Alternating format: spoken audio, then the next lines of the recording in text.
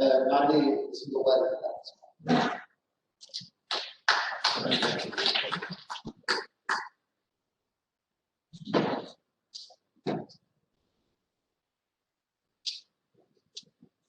मंच पर विराजमान श्रीमान बजाज जी, नरेंद्र कुमार जी, विधानसभा में उपस्थित आदरणीय बंधुओं, बजाज साहब ने और उनके साथी ने मिलकर के जो मोटा ग्रंथ लिखा है वो अपने आप में एक विशिष्टता रखता है। गांधी जी के ऊपर अब तक हजारों पुस्तकें आ गई और गांधी जी का सारा जीवन भी ऐसा है जिसका कितना भी साहित्य आएगा तो कम ही लगेगा और जिस व्यक्ति की जितनी आलोचना होती है समझिए उसका महत्व भी उतना ही अधिक होता है। तो महत्व कम हो जाता है तो आलोचना कम हो जाता है और इसलिए गांधी जी के बारे में आलोचना होना है क्योंकि जब एक व्यक्तित्व बढ़ता है तो अपने अपने नजरिए से लोग देखने का प्रयत्न करते हैं। अपना नजरिया नहीं मिलता तो कहीं कहीं उनको निराशा होती है, फिर गुस्सा। भारत जैसे इतने विविधता वाले देश में और उन परिस्थितियों में जिन परिस्थितियों में गांधी जी हैं, आलोचना और प्रत्यालोचना होना बहुत स्वाभाविक है। लेकिन जो जो समय बीतता है बादल छटते हैं, स्पष्टता और अधिक होती है और फिर व्यक्ति का मूल्यांकन कुछ सरल हो जाता है, आसान हो जाता है। स्पष्टता के साथ व्यक्तित्व सामने दिखलाई देता है।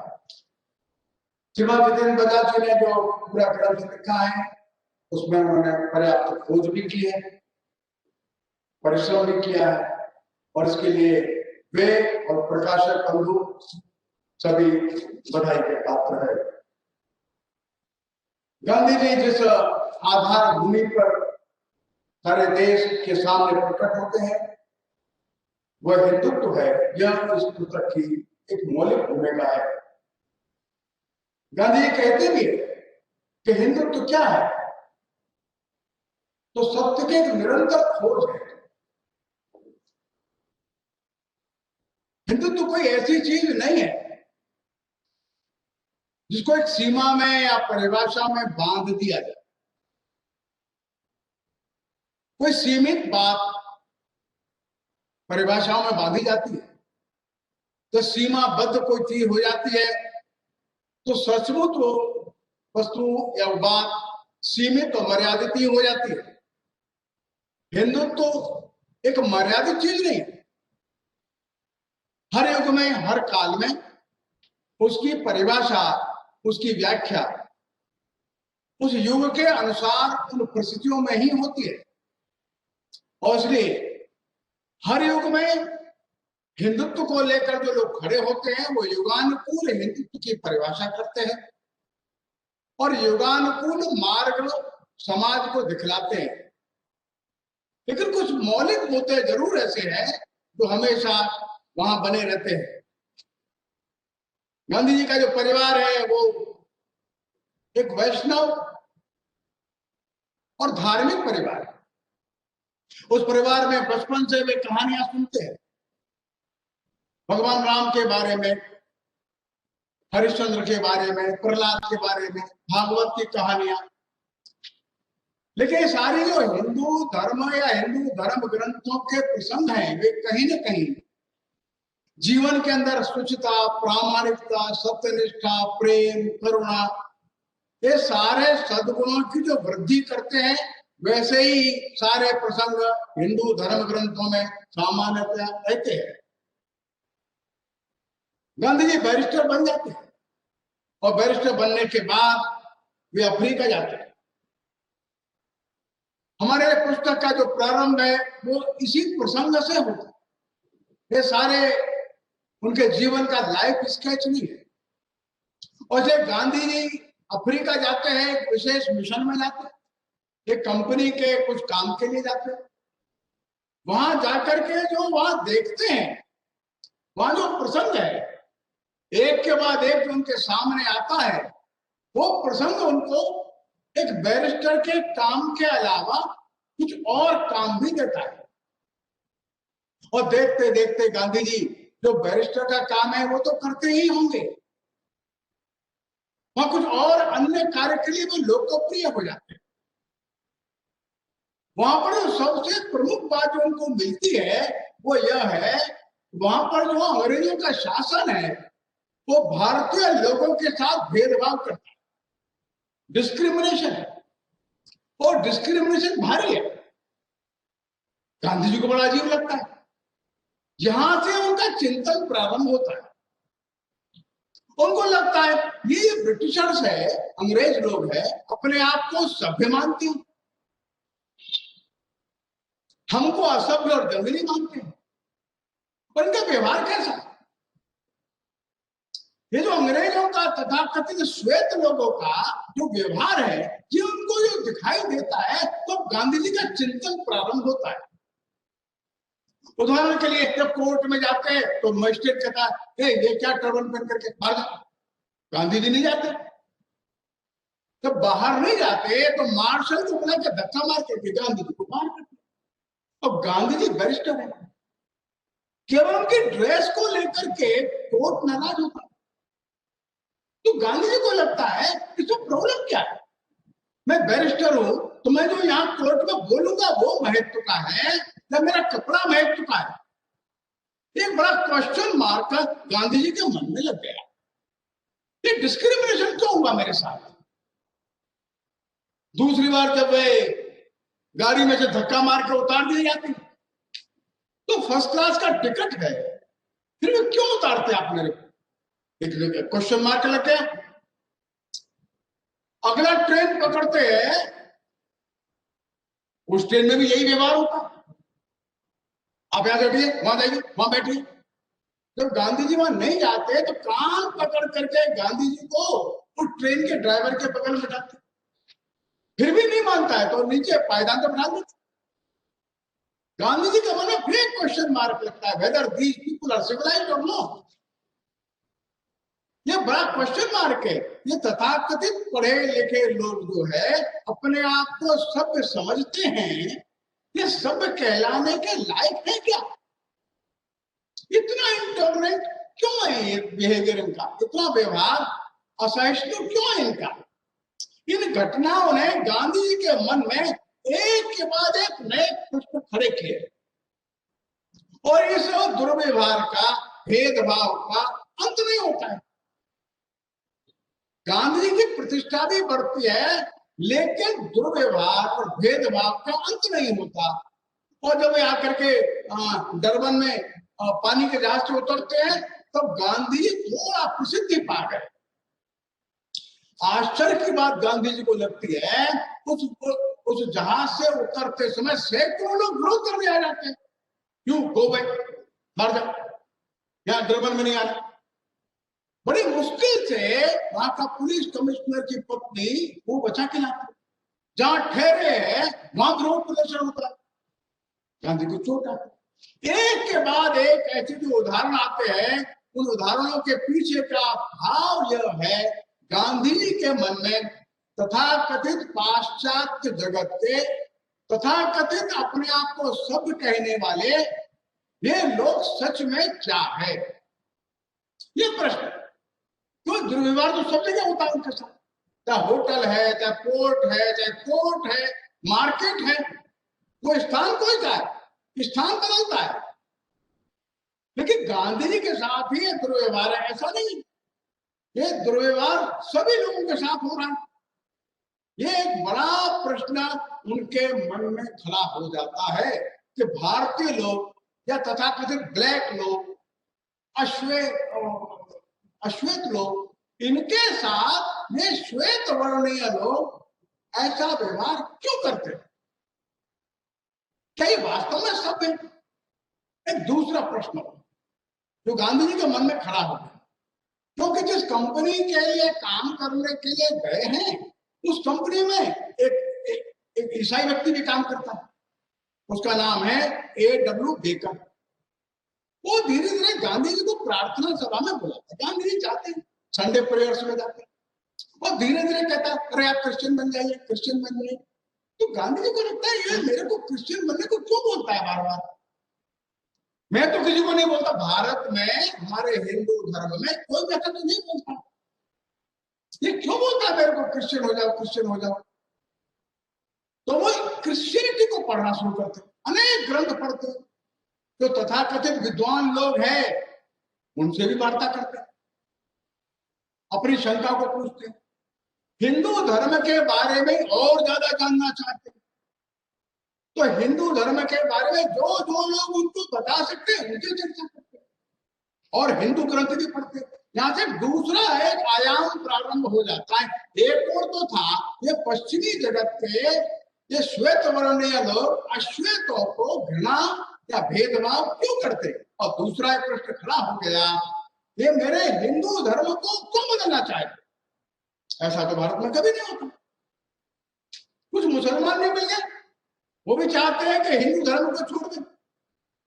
इसके बाद गांधी जी जो है वो धीरे धीरे हिंदू धर्म के ग्रंथों का गहन अध्ययन करते, ईसाईयत का भी करते, इस्लाम का भी करते, ज्यूस के बारे में पढ़ते, और आश्चर्य की बात है वे स्वयं लिखते हैं, स्थान स्थान पर इसका उल्लेख बजा साहब ने किया है कि मैं जो जो हिंदू धर्म के बारे में पढ़ता गया क्यों तो मेरी आस्था हिंदू धर्म के बारे में गहरी होती चली गई।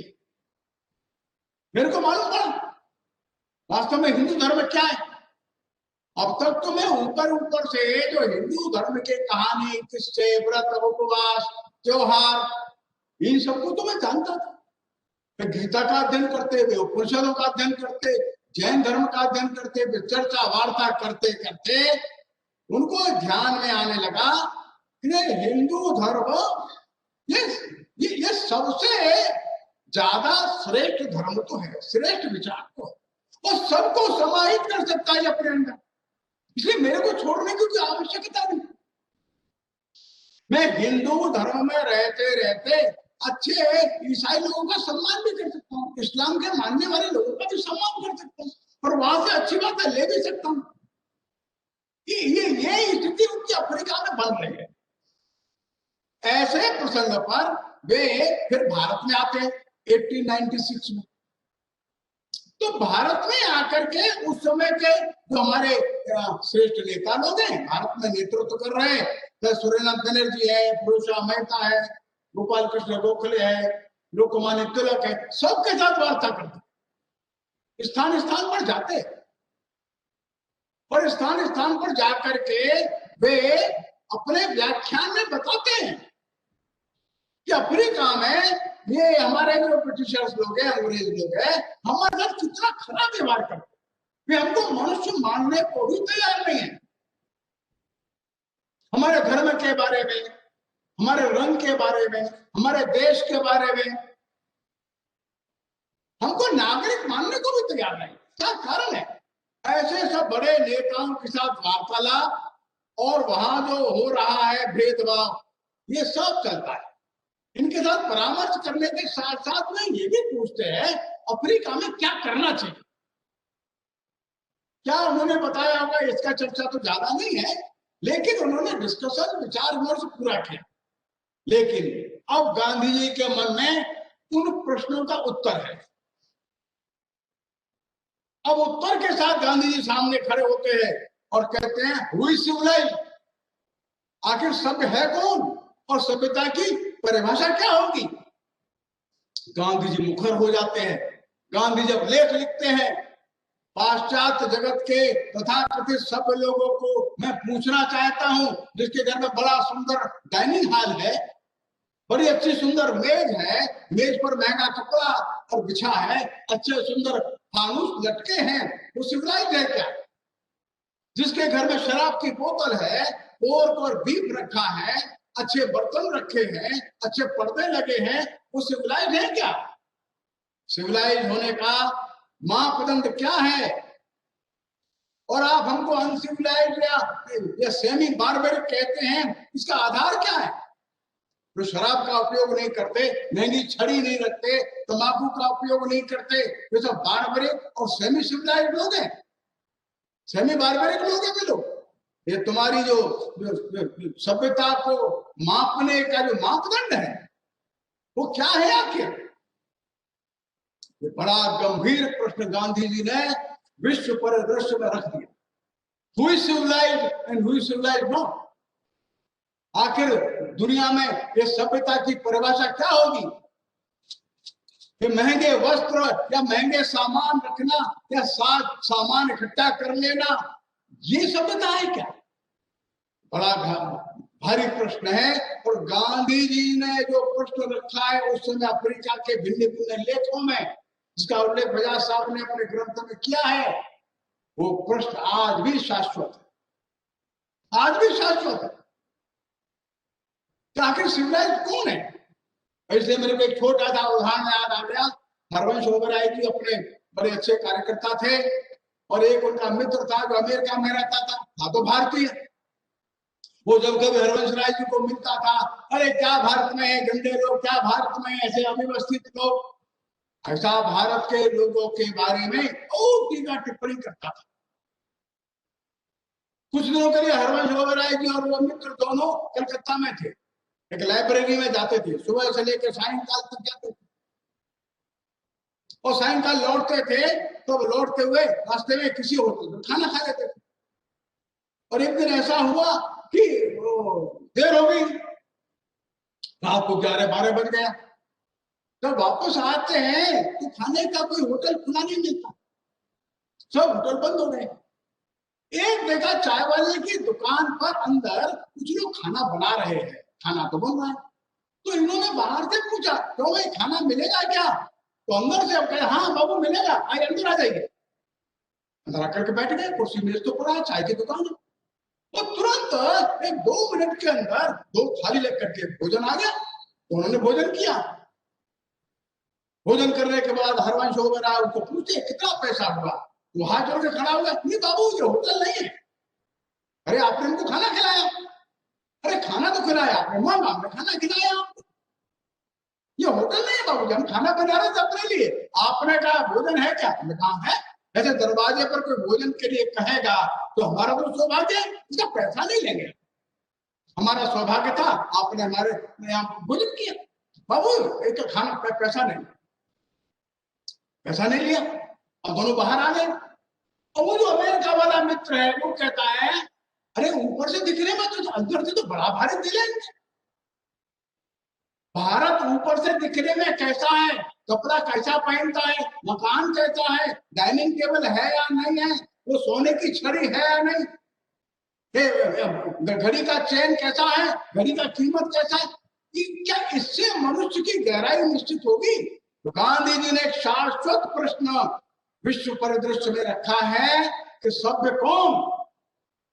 जिसके पास भौतिक समृद्धि किसी भी प्रकार से दूसरे देशों को, समाज को लूट करके लाई गई है, वो अपने आप को सभ्य कहते हैं, उनको लज्जा नहीं आती? यह प्रश्न है। किसी भी प्रकार से रीति से अनीति से एकत्रित की गई संपदा और उसका भौड़ा वैभव प्रदर्शन यह सभ्यता के मापदंड कभी नहीं हो सकता। गांधी जी ने इस शाश्वत प्रश्न का उत्तर अपने लेखों में वहां दिया है। ये हिंदुत्व का प्रदर्शन है। हिंदुत्व ने सदा ये कहा है, ये भौतिक संपदा मनुष्य की गहराई का मापन नहीं हो सकता। ये भौतिक संपदा बहुत सामान्य चीज है, हाँ जितना आवश्यक है उतना ठीक है। ये हिंदुत्व का ही दर्शन है दुनिया में। ये बताता है मनुष्य की गहराई, ये अन्य बात है। मनुष्य का चरित्र, उसका स्वभाव, उसका आचरण, उसका व्यवहार, उसकी करुणा, प्रेम और दया, ये बिंदु ऐसे हैं जो मनुष्य को सभ्य या असभ्य बनाते हैं, भौतिक संपदा का प्रदर्शन नहीं। एक दूसरा प्रश्न उनके सामने आया और उन्होंने कहा, क्या ईसाईयत दुनिया को स्लेवरी में झोंकने के लिए हाँ बोलती है? और वास्तव में जब उन्होंने ईसाइयत के अनेक ग्रंथों का अध्ययन किया तो उनको आश्चर्य हुआ। बड़े बड़े जो विद्वान ईसाई हो गए उन्होंने इस बात को अपने ग्रंथों में लिखा है कि दुनिया में हमको यह अधिकार मिला है, हम दुनिया में जा करके लोगों को गुलाम बना सके, अधिकार कर सके, कब्जा कर सके। बजाज साहब ने ऐसे कई कोटेशन अपने उस पुस्तक में दिए हैं। गांधी जी फिर प्रश्न करते हैं क्या यह सभ्यता है? आप भोले भाले लोगों को गुलाम बनाते हैं और गुलाम बनाने का अधिकार आपके पास है ऐसा बताते भी हैं, और ऐसा बताते हुए आपको लज्जा भी नहीं आती। ऐसा कैसे हो सकता है? ये निकृष्टता है। मेरा हिंदू धर्म किसी को स्लेव बनाने की अनुमति नहीं देता। मेरे हिंदू धर्म का हजारों वर्ष का इतिहास ये बताता है भारत के हिंदू धर्म के मानने वालों ने कभी भी किसी भी समाज को जाकर के गुलाम बनाया या उसको लूटा, ऐसा उदाहरण नहीं है। और इसलिए ये ध्यान में रखने की बात है। आखिर ये जो आप अपने आप को सभ्य बता रहे हैं और एक दूसरे को गुलाम बना रहे हैं, आप अपने आप को सभ्य बता रहे हैं और एक दूसरे के प्रति निकृष्ट व्यवहार करते हैं, इसकी जड़ कहाँ है? गांधी ये प्रश्न पूछते हैं, आखिर आपका जो ऐसा व्यवहार हुआ उसका कारण क्या है? ऐसा व्यवहार करने की प्रेरणा, इंस्पिरेशन आपको मिलता कहां से है? ये प्रश्न गांधी जी का फिर से शाश्वत प्रश्न। जब वहां के लोगों ने कहा हम सिविलाइज्ड हैं तो हम चुनाव करते हैं, देखिए हमारा एक डेमोक्रेटिक सिस्टम एक इवॉल्व हो रहा है, तो गांधी फिर कहते हैं जो एंग्लो सैक्सन रेसेस हैं आज चुनाव में सामने आए हैं।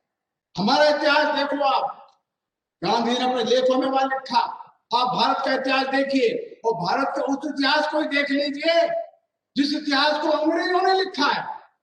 और ऐसे कई अंग्रेज विद्वानों का वे नाम जिक्र करते हैं, चाहे मैक्स मूलर है, चाहे मंगलो है, चाहे मैंने है, इन सब का नाम उल्लेख करके कहते हैं इन लोगों ने जो भारत का इतिहास लिखा है वो देखिए। भारत में गणराज्य कब थे? वैशाली का गणराज्य, अंधक गणराज्य ये कब था? मगध का गणराज्य, वृष्णि गणराज्य ये कब थे? ईसा से भी सैकड़ों वर्ष पूर्व भारत में चुनाव था। गांधी जी लिखते हैं ये चुनाव भारत के लिए नई चीज नहीं है। 7770 ये प्रतिनिधि वैशाली के गणराज्य में थे आज से 2500 वर्ष पूर्व, और वे प्रतिनिधि थे, ये गांव-गांव से आते थे और सर्वसम्मति से आते थे, माइनॉरिटी और मेजॉरिटी के आधार पर नहीं आते थे। और इसलिए आज जो आप चुनाव की बात कह रहे हैं, रिप्रेजेंटेटिव की बात कह रहे हैं, ये हम हजारों साल पहले देख चुके हैं और भारत इन बातों को कर चुका है। गांधी मेजॉरिटी और माइनॉरिटी के बारे में भी कहते हैं ये मेजॉरिटी का निर्णय है, ये माइनॉरिटी का निर्णय है। गांधी जी कहते हैं मेजॉरिटी भी अधर्म नहीं कर सकती।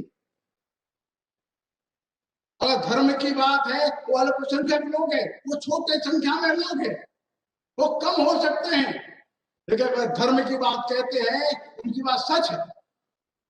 वो कम संख्या में कही जाने वाली बात भी सत्य है तो उसका सम्मान होना चाहिए। गांधी आगे कहते हैं राजा भी सब कुछ नहीं कर सकता, राजा को भी धर्म का ही पालन करना चाहिए। जो जनता का लोक मंगल कार्य है और जनता की जो लोक मंगलकारी भावना है राजा वो ही करे। गांधी ने एक उदाहरण दिया काठियावाड़ के एक राजा का, तो बजाज साहब ने उदाहरण को अपनी पुस्तक में दिया है। काठियावाड़ के राजा ने एक दिन राजाज्ञा जारी की, जनता में थोड़ा विरोध हुआ, काठियावाड़ के राजा ने उस राजाज्ञा को वापस लिया और वापस ही नहीं लिया बल्कि क्षमा मांगी।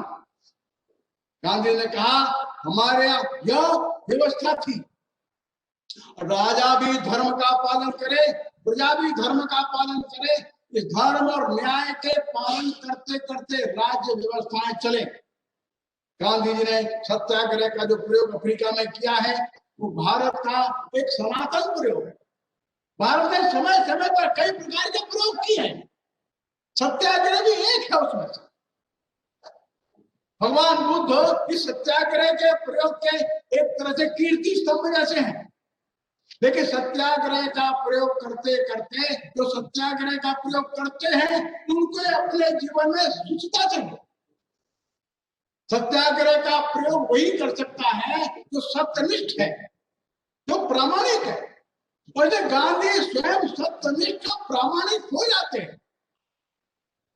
वे लिखते हैं, मैं धीरे धीरे अपरिग्रही हो रहा हूं, धीरे धीरे अपनी आवश्यकताएं कम कर रहे, अपने वस्त्र कम कर रहे, अपना भोजन कम कर रहे, अपने पास की संपदा को हटा रहे। अगर मैं संचय करने वाला हो जाऊं तो क्या सत्याग्रह करूंगा? गांधी जी अपने जीवन में वो बुद्ध के सिद्धांतों को ले आते हैं। धीरे धीरे सत्य के प्रति निष्ठा उनकी गहरी होती जाती है। वो ब्रह्मचर्य का पालन करते हैं तो सत्याग्रह के लिए निकलते हैं। वे स्वयं उपवास करते हैं, भोजन कम करते चले जाते हैं। अफ्रीका में उन्होंने यह प्रयोग किया है। शक्तिशाली जो सरकारें हैं उनके विरोध में कुछ हजार लोग हैं उनके पास। कुल मिलाकर के अफ्रीका में एक 15-20 हजार लोग हैं बस। इन 15-20 हजार लोगों के ऊपर एक सर्वशक्तिशाली सत्ता के खिलाफ एक संघर्ष लड़ रहा है उनको। तो कितना भी शासन अत्याचार करता है वे क्रोधित नहीं होते, गुस्से में नहीं आते, अपशब्द नहीं निकालते। एक प्रसंग तो ऐसा आ गया जब गांधी जी को सश्रम कारावास मिल गया अफ्रीका में, और सड़क पर पत्थर डालने का काम है इस बैरिस्टर को मिल गया। वो सिर पर टोकरी रख करके पत्थर ले जाते हैं, सर पर डालते। दुख की बात, ऐसा होना नहीं चाहिए। एक बैरिस्टर को ठीक है आप कारावास दिए, लेकिन सश्रम कारावास देना उनकी पतली दिली काया थी। 30-40 किलो वजन में सिर पर लेकर के दूर जाकर के पत्थर मिट्टी डालने का काम उन्होंने किया। वो गुस्सा नहीं आया। अपने हल्के कमजोर शरीर के बावजूद भी वो संयम नहीं तोड़ते। ये संयम न तोड़ना, अक्रोधी स्वभाव रखना, सत्य निष्ठा का पालन करना, अपरिग्रही हो जाना, ये कुछ नहीं, केवल धार्मिक भाव वाला व्यक्ति ही इस मार्ग पर चलता है। और गांधी जी इस मार्ग पर तेजी से आगे बढ़ते। वे जो युद्ध लड़ रहे हैं, युद्ध लड़ते समय उनको ध्यान में है मेरा युद्ध अंग्रेजों से नहीं है, मेरा युद्ध अंग्रेजों के इस स्वभाव से, मेरा युद्ध अंग्रेजों की इन नीतियों से। और इसलिए उनकी वार्ता अच्छी होती है, मित्रता के साथ वार्ता होती है। और इसलिए भगवान बुद्ध ने जो कहा कि निर्वैर युद्ध, गांधी जी ने किसी को वैरी या शत्रु माना ही नहीं। संघर्ष है लेकिन शत्रुता नहीं है। जो बुद्ध ने कहा नहीं वैरे न वैरानी संपत्ति का पुदाचन, उसका इस युग में बुद्ध के 2500 वर्ष बाद गांधी जी प्रदर्शन कर सफलता के साथ इसको प्रस्तुत करते हैं। और धीरे धीरे धीरे क्यों न हो अफ्रीका में कुछ मामलों में उनको सफलता मिली और वहां का जो सर्वशक्तिशाली निरंकुश शासन था अंततोगत्वा झुक गया। गांधी जी धर्म के प्रकाश में व्यवस्थाओं की नई नई व्याख्या करते हैं जो भारत की सनातन परंपरा में है। गांधी पूछते हैं, देखो भाई भारत में न्याय था, हर गांव में न्याय था, लेकिन वकील नहीं थे। आज की तरह कोर्ट कचहरी नहीं थी, न्याय सबको था। ये वकील की आवश्यकता क्या, हमको बताइए। ये बड़ा प्रश्न है, शाश्वत प्रश्न है। अगर समाज में सच में धर्म की आस्था है, समाज में सत्यनिष्ठा है, वकील की क्या आवश्यकता। हम लोगों ने बचपन में कहानी पढ़ी थी पंच परमेश्वर प्रेमचंद की। उसमें वो चौधरी है और जुम्मन है, हम सब ने पढ़ी होगी कहानी। लेकिन जब जो वो परमेश्वर के स्थान पर बैठता है, पंच के स्थान पर बैठता है, वो न्याय करता है, वो मित्रता नहीं निभाता। प्रेमचंद ने इस धार्मिक भाव को अपनी कहानी में रखा है। वो जब जुम्मन था तो जुम्मन का दोस्त था, दोनों ने निर्णय किए अपने अपने मित्र के विपरीत के लिए। जब जनता के अंदर धर्म का भाव प्रबल हो जाता है, न्याय अपने आप सरल और सुगम हो जाता है, ऐसे में वकील की आवश्यकता नहीं होती। वैसे धार्मिक भाव वाला व्यक्ति जो है ये किसी को गुलाम नहीं बनाएगा। धार्मिक भाव वाला व्यक्ति किसी को लूटने नहीं जाएगा। धार्मिक भाव वाला व्यक्ति किसी के साथ डिस्क्रिमिनेशन, भेदभाव नहीं करेगा। धार्मिक भाव वाला व्यक्ति किसी का मतांतरण भी नहीं करेगा। धार्मिक वाला व्यक्ति किसी के प्रति अन्याय भी नहीं करेगा, न्याय ही करेगा।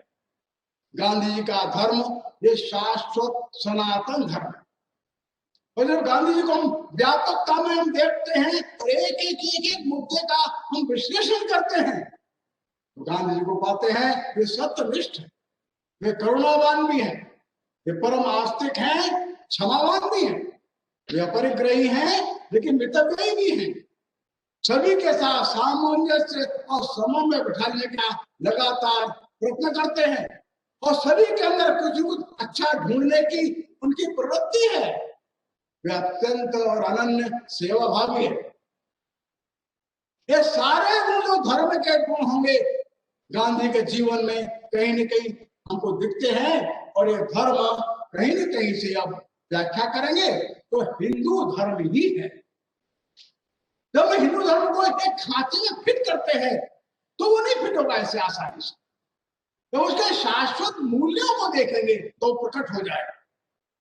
और गांधी की सत्यनिष्ठा कैसे है जो बेजोड़ है। चोरी चोरा का केस हम जानते हैं। जब आंदोलन पर हिंसा हो गई, बढ़ गई और गांधी जी के खिलाफ मुकदमा लगा और कोर्ट में वो प्रस्तुत हुए और जज ने पूछा आपके ऊपर आरोप है, आपके कारण से हिंसा फैली है देश में, आपके कारण से ये लोग मरे हैं, आपके कारण से ये संपत्तियों को हानि हुई है, क्या कहना है आपका? गांधी ने कहा जो आप कह रहे हैं वो सच कह रहे हैं, मैं मानता हूं। मेरे कारण से हिंसा हुई है मैं स्वीकार करता हूं। मेरे कारण से लोगों की हत्या हुई है, संपत्ति को नुकसान हुआ है, इसका जिम्मा मेरा है, मैं स्वीकार करता हूं। और मैं कहता हूं आपसे आप उसके लिए कड़ी से कड़ी सजा मुझको दीजिए, मैं तैयार हूं। ऐसा उदाहरण विश्व परिदृश्य में मिलना आसान नहीं। आप भी अपने आप को डिफेंड करता है। गांधी ने डिफेंड नहीं किया, गांधी ने एक्सेप्ट किया, गांधी ने स्वीकार किया। हाँ मैं मानता हूं, मैंने आह्वान किया था आंदोलन का, मेरे आंदोलन के आह्वान के कारण से लोग सड़क पर आए, मेरे कारण से हिंसा हुई, मेरे कारण से लोग मारे गए, सबकी जिम्मेदारी मेरी है, मैं मानता हूं। और मैं जो बचना नहीं चाहता, अधिक से अधिक सजा जो हो सकती है उसके लिए मैं आपके सामने खड़ा हूं, आप दीजिए। दुनिया में पहली बार शायद ऐसा प्रसंग रहा होगा, न्यायाधीश भी आश्चर्यचकित था कि अच्छा अभियुक्त आया है, ये सजा मांगता है, ये ऐसा अभियुक्त आया है, सारे आरोप उसे अपने आप मान लिए, ये आरोप को ना नहीं करता। ये है धर्म का लक्षण। जो सत्य कहा है 10 लक्षणों में, ऐसा लक्षण धर्म। वे अपने ऊपर कम से कम खर्च करना चाहते हैं, आधी रोटी पहनते, आधी रोटी ऊपर लग बैठते। लोग हाथ लेकर फकीर कहेंगे, कहने दो ना। वे कमजोर हैं, डॉक्टर सलाह देता है थोड़ा इनकी खुराक बढ़ाओ, 8 खजूर खाते हैं। वल्लभ भाई पटेल कहते हैं बापू थोड़ा 2 खजूर और बढ़ा देते, तो वे 2 खजूर बढ़ा करके रख देते। प्रातःकाल देखा तो 8 खजूर के बजाय वो 6 ही खाते, 2 और कम कर दी। क्या बापू ये क्या किया आपने? हम तो सोच 2 ज्यादा खाएंगे, आप 2 और कम कर दिए।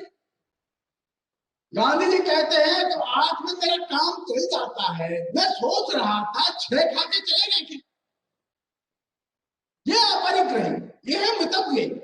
कितना कम से कम मेरे लिए जो तेन तक बुद्धि था हमारा दर्शन है, उसको वे बोलते नहीं, वे जीते हैं। अपने जीवन में इस हिंदुत्व को उन्होंने गहराई से उतारने का प्रयत्न किया है। और हिंदुत्व के जो सनातन मूल्य हैं, हिंदू दर्शन का जो सनातन संदेश है, उस संदेश को उन्होंने अपने जीवन में उतारा है।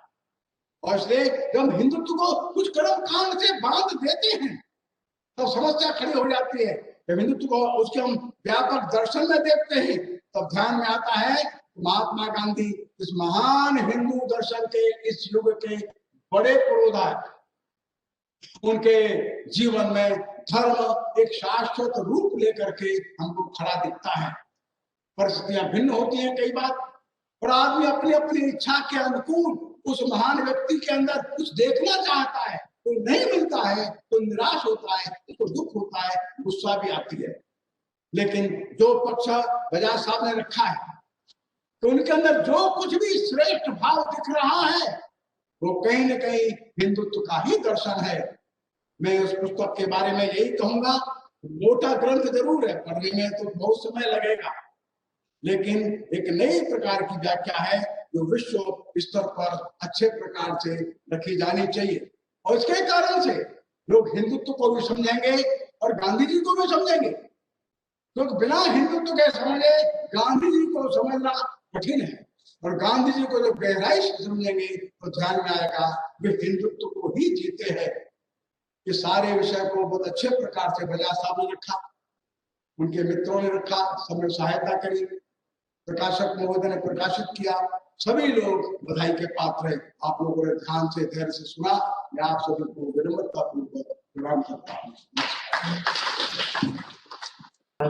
गोपाल जी हम कृतज्ञ हैं। मैं अभी नरेंद्र कुमार की औपचारिक धन्यवाद देंगे, उसके तुरंत बाद वंदे मातरम होगा और फिर हम विसर्जित होंगे।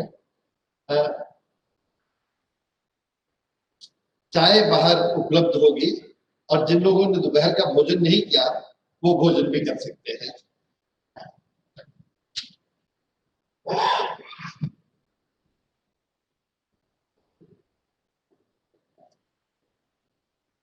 नमस्कार, मैं फिर भी जाएंगे आपको दोनों पक्षों की तरफ से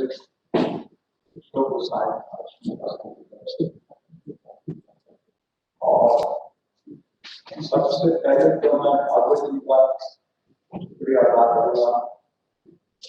उन्होंने कल स्टाफ को लॉन्च किया और बहुत हाई क्वालिटी जो कि विद्यार्थी को भी है और similarly I want to thank Krish Gopal for his concluding address.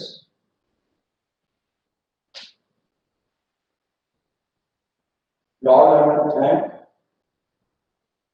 and I have particularly to thank Mr. Bajaj, Mr. Srinivas, for giving us the opportunity to publish their book. I also want to wish all of you a very happy New Year. Thank you and care.